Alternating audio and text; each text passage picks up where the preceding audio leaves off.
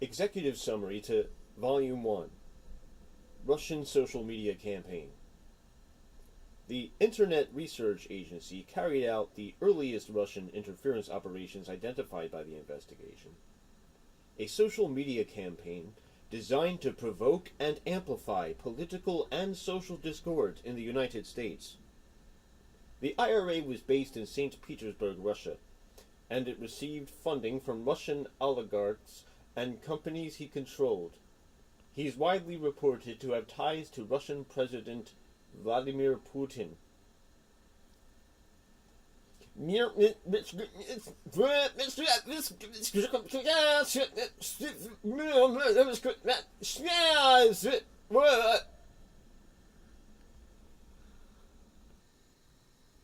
mid-2014, the IRA sent employees of the United States on an intelligence gathering mission with instructions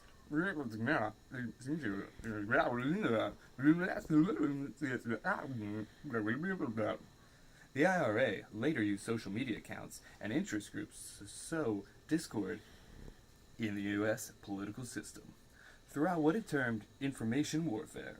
The campaign evolved from a generalized program designed in 2014 and 2015 to undermine the U.S. electoral system to a targeted operation that by early 2016 favored candidate Trump and disparaged candidate Clinton.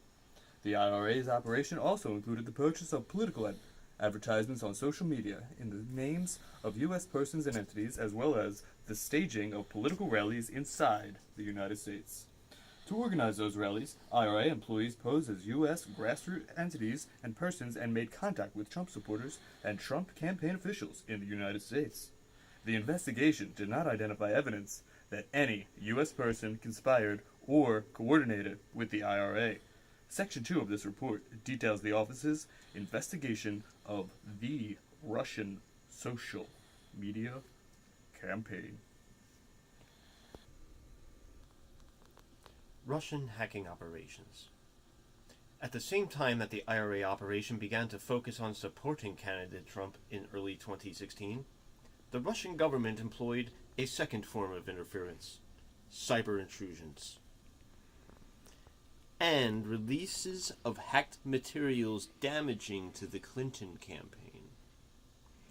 The Russian intelligence service, known as the Main Intelligence Directorate of the General Staff of the Russian Army, carried out these operations. In March of 2016... In March of 2016, the GRU began hacking the email accounts of Clinton campaign volunteers and employees, including campaign chairman John Podesta.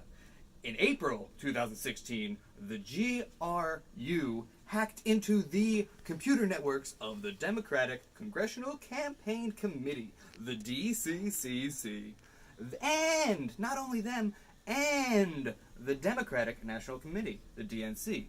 The GRU stole hundreds of thousands of documents from the compromised email accounts and networks.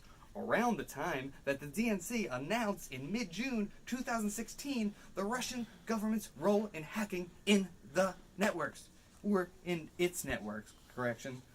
Anyway, the GRU began disseminating stolen materials through the fictitious online persona DC Leaks and Guccifer 2.0.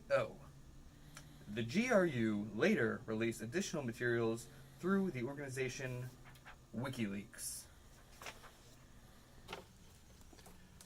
The presidential campaign of Donald Trump showed interest in WikiLeaks' releases of documents and welcomed their potential to damage candidate Clinton. Beginning in June 2016, forecast to senior campaign officials that WikiLeaks would release information damaging to candidate Clinton. WikiLeaks' first release came in July 2016. Around the same time, candidate Trump announced that he hoped Russia would recover emails describing as missing from a private server used by Clinton when she was Secretary of State. He later said that he was speaking sarcastically.